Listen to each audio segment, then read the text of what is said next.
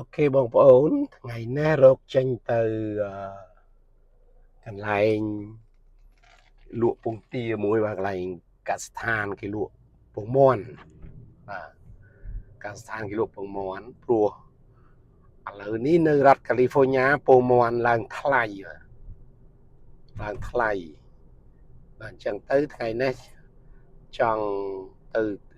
អឺថតទស្សនភាពតាមផ្លូវដែលធ្វើដំណើរទៅទិញ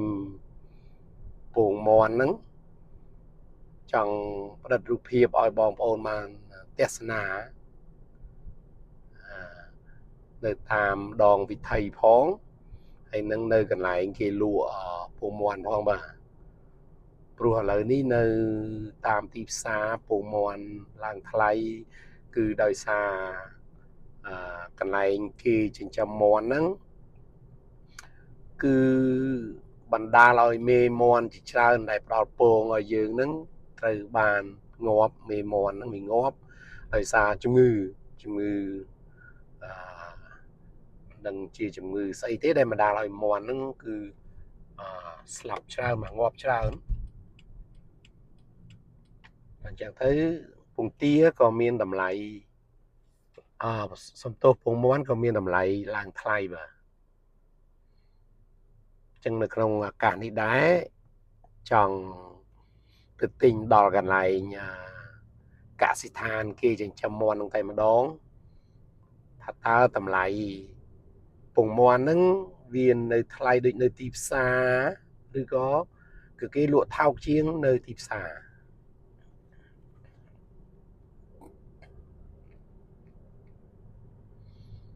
ប៉ុន្តែខ្ញុំសង្ឃឹមថាពេលខ្ញុំទៅដល់កន្លែងកសិដ្ឋានហ្នឹងកសិដ្ឋានចិញ្ចឹមមាន់ហ្នឹងតម្លៃពងមាន់ហ្នឹងនឹងមានតម្លៃទាបជាងតម្លៃទីផ្សារព្រោះដោយសារខណៈយើងទិញនៅទីផ្សារគេគិតបូកថ្លៃដឹកជញ្ជូនបាទដឹកជញ្ជូនដើម្បីយកទៅលក់នៅទីផ្សារឬក៏តាមហាងនីមួយៗនៅតាមទីប្រជុំជនណាអញ្ចឹងយើងមកទិញនៅដល់កន្លែងគេចិញ្ចឹមមាន់តែម្ដងតម្លៃខ្ញុំគិតថាថោកជាងបាទព្រោះគេអត់មានគិតបូកថ្លៃដឹកជញ្ជូនដឹកអីតាមផ្លូវព្រោះយើងបើកឡានទៅទិញខ្លួនឯងផ្ទាល់អញ្ចឹងតម្លៃប្រកាសជាថោកជាងទីផ្សារបាទខណៈពេលនេះដែរសូមបងប្អូនចូលរួមទស្សនាវីដេអូរបស់ខ្ញុំដែលខ្ញុំកំពុងតែធ្វើដំណើរទៅកន្លែងកសិដ្ឋានចិញ្ចឹមមាន់មួយបាទមិនចិញ្ចឹមសត្វមាន់មួយទេណាកន្លែងគេចិញ្ចឹមមាន់បាទ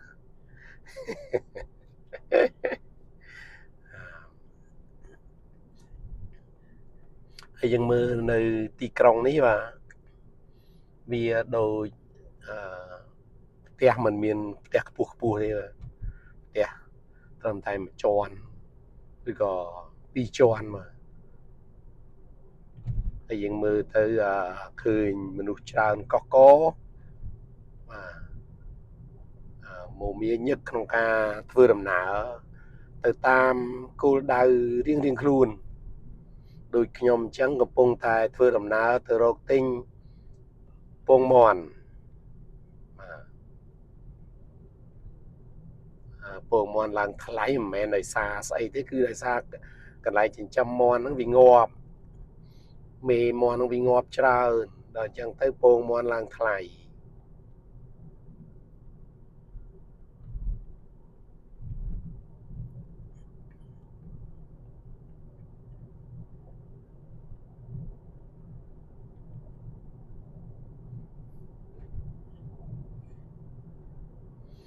ទេសភាពតាមផ្លូវនេះនៅពេលនេះគឺម៉ោង12កន្លះហើយបាទម៉ោង12កន្លះម៉ោង12កន្លះថ្ងៃចឹងទំនេរក៏ឆ្លៀតឱកាសចេញដំណើរទៅផ្តិតយករូបភាពឲ្យបងប្អូនបានកំសាន្តបានទស្សនាដើម្បីកំដរបរិយាកាស ការដែលយើងអបសុកឬក៏ធុញទ្រាន់អីចឹងទៅយើងបានមើលវីដេអូខ្ញុំចឹងទៅបានស្គាល់ទឹកដីរដ្ឋ California ដែរបាទយើងមកដល់កន្លែងនេះយើងឃើញមានភ្នំបាទនៅ California នេះគឺសម្បូរភ្នំដោយបងប្អូនបានឃើញស្រាប់ហើយនៅក្នុងវីដេអូនេះគឺភ្នំតែម្ដង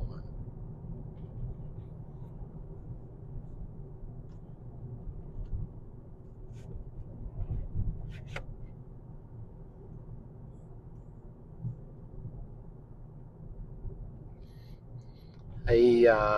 នៅម្ដុំនេះបែបអ្នកដែលរស់នៅ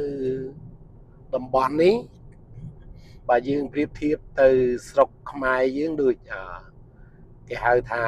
កសិករបាទអ្នកកសិករដែលរស់នៅដូចបែបនេះដូចជនបទដែរបាទចឹងទេសភាពវាខុសប្លែកពីអ្នកទីប្រជុំជនឬក៏អ្នកទីក្រុងបាទហើយផ្លូវដែលខ្ញុំកំពុងធ្វើដំណើរនេះគឺមានភាពបត់បែនផ្លូវវាគេហៅថា winding road ហ្នឹងគឺផ្លូវវាបត់ចុះបត់ឡើងតែខ្មែរយើងនិយាយថាផ្លូវអន្ទង់វាផ្លូវដូចផ្លូវអន្ទង់វាអញ្ចឹង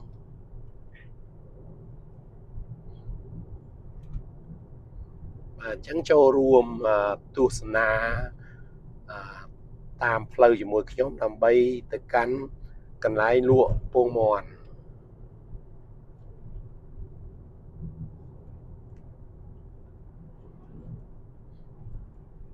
បាទតាមផ្លូវនេះសម្បូរឡាន camping បាទឡានគេ camping ទៅតាមព្រៃតាមអីអ្នកខ្លះគេត្រឡប់មកវិញអ្នកខ្លះគេទៅ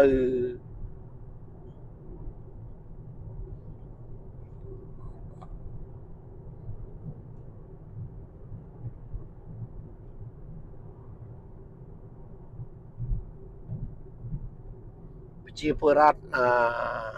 អាមេរិកនៅរដ្ឋ California នេះគឺទោះបីយ៉ាងណាក៏ដោយគឺគេមិនខ្វះខាតគឺមានការហូបចុកគ្រប់គ្រាន់ហើយនឹងជីវភាពក៏ធូរធារបាទវាអត់មានថាគ្រួសារណាមួយដែលពិបាកឬក៏អត់អីបរិភោគនោះទេទោះបីយើងមើលទៅថាអូនៅអាមេរិកឃើញទេសភាពអញ្ចឹងមិនដឹងជាទៅរកស៊ីស្អីអញ្ចឹងណាបាទនៅកន្លែងនេះយើងវាខុសពីនៅអាស៊ីយើងប្រជាជនអត់មានអីចឹងអាចលក់កប៉ិកកប៉ុកលក់ដូងលក់អាកោលក់ចេកអាំងចេកចៀនអីតាមផ្លូវហូហែបាទមុខផ្ទះរៀងខ្លួនទៅគាត់បានថវិកាខ្លះចិញ្ចឹមជីវិតណាតែនៅនេះយើងមូលហេតុអីបានឃើញថានៅអាមេរិកនេះអត់មានគេលក់អីផងនៅតាមនឹងតើដោយប្រជាជនរស់នៅតាមជនបទអញ្ចឹងគេប្រហែលជាអត់មានអីហូបអីហ្នឹងអត់ត្រូវទេបាទ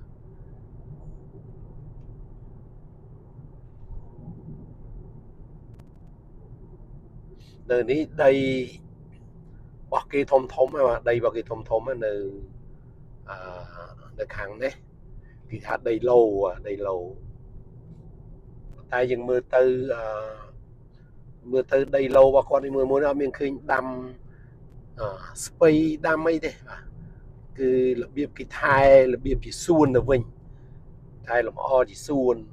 ហើយឬក៏គេចិញ្ចឹមគោគេអាចចិញ្ចឹមគោឬក៏ចិញ្ចឹមសេះឬក៏ចិញ្ចឹមចៀមបាទយោងទៅតាមដីរបស់គេធំប៉ុណ្ណាទៅប្រហែលហិកតាអញ្ចឹងទៅប៉ុន្តែបើដីខ្លះ1ហិកតាមិនអីហ្នឹងគេអត់បានចិញ្ចឹមអីទេហើយក៏អត់មានដាំដំណាំអីដែរគឺគេធ្វើតែសួនឲ្យស្អាតបាទធ្វើដូចជាសួនដើម្បីជាការកែលម្អបរិយាកាសជុំវិញផ្ទះឬក៏ជាការកំសាន្តរបស់ម្ចាស់ផ្ទះដើម្បី មានអារម្មណ៍ល្អគេស្រឡាញ់ផ្ទះស្រឡាញ់សួនគេបាទហើយនៅតាមផ្លូវនេះបងប្អូនឃើញហើយសុទ្ធតែភ្នំហើយខ្ញុំជីនេះជីចន្លោះភ្នំសងខាងហើយផ្លូវដូចអន្ទង់វាបាទអន្ទង់វាអញ្ចឹងបត់ចុះបត់ឡើងគេហៅថា winding road នេះ winding road អញ្ចឹងអ្នកបើកបរត្រូវតែប្រុងប្រយ័ត្នដូចខ្ញុំអញ្ចឹងដៃម្ខាងកាន់កាមេរ៉ាដើម្បីឆ្លៀតឱកាសថតទេសភាពឬក៏ទស្សនភាពទូទៅនៅរដ្ឋកាលីហ្វ័រញ៉ានេះឲ្យបងប្អូនបានស្គាល់បាទថាតើនៅកាលីហ្វ័រញ៉ាហ្នឹងទឹកដីយ៉ាងម៉េចហើយយ៉ាងម៉េចយើងមើលតាមវីដេអូខ្ញុំទៅដឹងហើយហើយខ្ញុំកំពុងតែថតនេះប្រហែលជាបងប្អូនតើអត់ចង់មកទេព្រោះមើលទៅដូចអត់សុបាយអីចឹង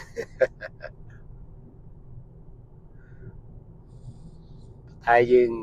បើមានលុយមានឱកាសគួរតែធ្វើដំណើរឲ្យបានច្រើនប្រទេសឲ្យបានច្រើនតំបន់ឲ្យបានច្រើនទ្វីបវាប្រសើរជាជាងយើងអត់បានស្គាល់អានេះខ្ញុំនិយាយថាបើយើងមានលុយបើអត់លុយក៏ធ្វើដំណើរកើតដែរ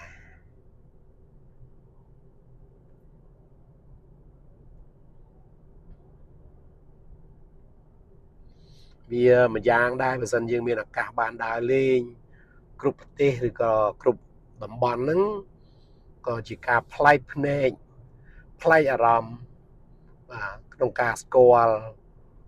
ពិភពលោកយើងបានស្គាល់ច្រើនកន្លែងកុំឲ្យគេថាយើងសុភាសិតខ្មែរថាកុំឲ្យគេថាយើងដូចកង្កែបក្នុងអណ្ដូងអញ្ចឹងបើយើងមានឱកាសមានលុយហើយធ្វើដំណើរបងប្អូនធ្វើដំណើរដើរលេងដើម្បីជីវិតរបស់យើងកុំប្រឹងរកស៊ីរកលុយមកក្តោបទុកយូរទៅលុយហ្នឹងពុកអស់លុយហ្នឹងពុកអស់អាលីងដល់ទៅពេលចង់ដើរខ្លួនចាស់ជរាដល់ខ្លួនចាស់ជរាដើរមិនកើតដើរមិនសบายរវល់តែគេហុញអាទៀសរវល់តែកាន់តែឈើច្រត់ដល់អញ្ចឹងកុំបន្ទោសគេមានលុយដើរហើយយ៉ាងណាមិញបើនេះមកលេងរដ្ឋកាលីហ្វ័រញ៉ាមកហ្នឹងខ្ញុំប្រាប់បងប្អូនខ្មែរណាមកលេងរដ្ឋកាលីហ្វ័រញ៉ាមកគឺមានទឹកដីប្លែកបាទទឹកដីប្លែកអានេះគេហៅថាទឹកដីកាលីហ្វ័រញ៉ាភាសាអង់គ្លេសគេហៅមួយទៀតគេហៅថា Golden State នៅកាលីហ្វ័រញ៉ាគឺជា Golden State គឺជាទឹកដីមាស Golden State គឺមានន័យថាអាកាសធាតុក៏ល្អប្រជាជនរស់នៅច្រើនបាទនៅក្នុងកាលីហ្វ័រញ៉ានេះមានប្រជាជនច្រើនរស់នៅហើយទេសភាពវិញគឺថាអស់ទាស់និយាយថាទេសភាពអស់ទាស់គឺថាកន្លែងសប្បាយច្រើននៅរដ្ឋកាលីហ្វ័រញ៉ានេះបាទហើយកន្លែងនេះគឺកន្លែងដែលគេកសានចិញ្ចឹមមាន់បាទខ្ញុំមកដល់ហើយហ្នឹងឃើញ building ហ្នឹងគឺកន្លែងចិញ្ចឹមមាន់បាទឥឡូវហ្នឹងខ្ញុំគិតថាចូលទិញពងមាន់គេបន្តិចបាទព្រោះចង់ដឹងថាពងមាន់ឡើងថ្លៃឬក៏អត់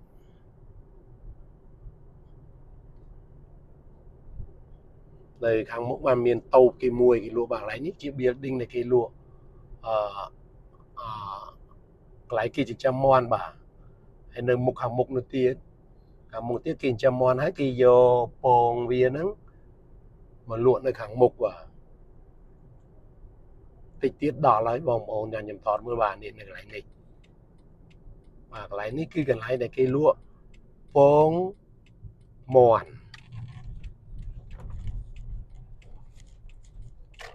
បាទហើយយើងមើលទៅឃើញហើយគេហៅថា egg egg basket បាទ egg basket នេះគឺកន្លែងលក់ពងមាន់បាទលើចង់ដឹងថា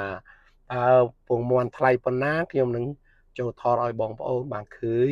ជាក់ស្ដែងបាទឥឡូវខ្ញុំមកដល់ហើយឥឡូវរកកន្លែងចតឡានសិន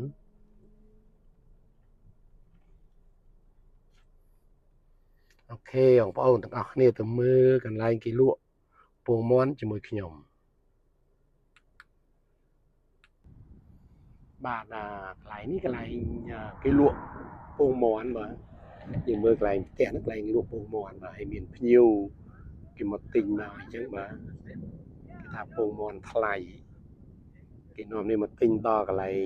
ចិញ្ចឹមមាន់តែម្ដងបាទ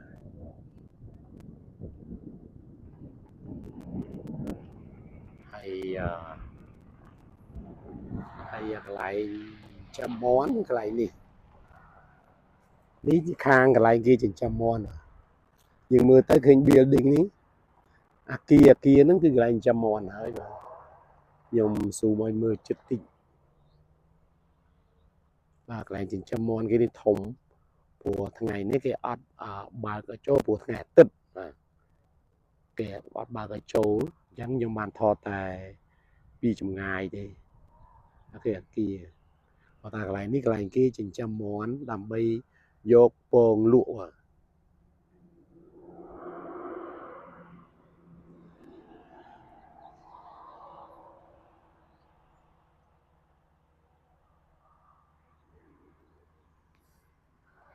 អានេះជាទិដ្ឋភាពកន្លែងចិញ្ចឹមមាន់បាទចង់ឲ្យបងប្អូនបានឃើញកន្លែងចិញ្ចឹមមាន់នៅទីក្រុង San Diego រដ្ឋ California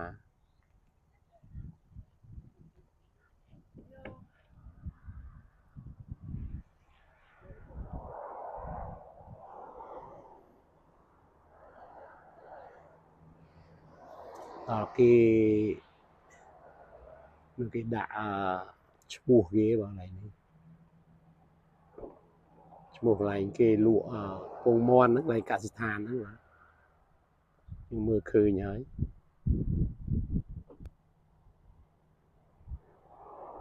គេហៅថា Daimler Brothers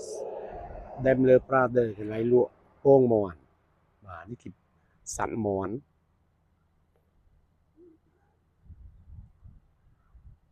បាទសិតគេមកទិញពងមាន់បាទ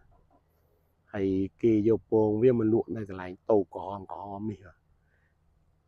គេហៅថា egg basket បាទគេហៅថា egg basket បាទកន្លែងជាហៅផ្ទះលក់ពងមាន់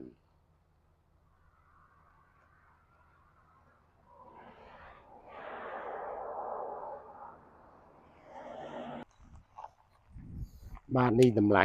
ពងមាន់បាទតម្លៃពងមាន់គេ20គ្រាប់ចាំបូ$17 ចាំបូ grade A $15វាមាន20គ្រាប់មាន1ឡូតម្លៃ$9 extra large 30ពង17.50បាទនេះជាតម្លៃពងមាន់ដែលគេលក់នៅទីនេះបាទគាត់ថតឲ្យបងប្អូនបានដឹងតម្លៃនៅទីនេះអូខេបងប្អូនអាចមើលខាងក្នុងកន្លែងគេលក់ពងមាន់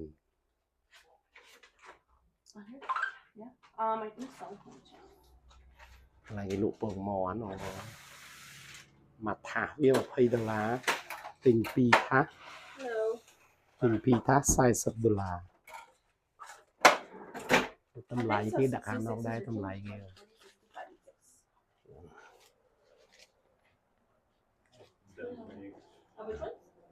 ហើយនេះសិតពងពងមាន់ទាំងអស់ហើយនេះ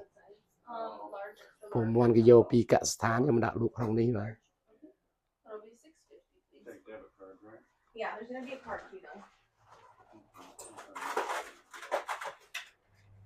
It's going to be $6.75 for the card. កន្លែងគេលក់ពងមាន់terminated. So I'll just insert it then. Yeah. Sometimes it works. គេមកទិញច្រើនដែរបាទគេសិនអ្នកមកទិញពងមាន់ណា Did you want me to try it again or? Should work.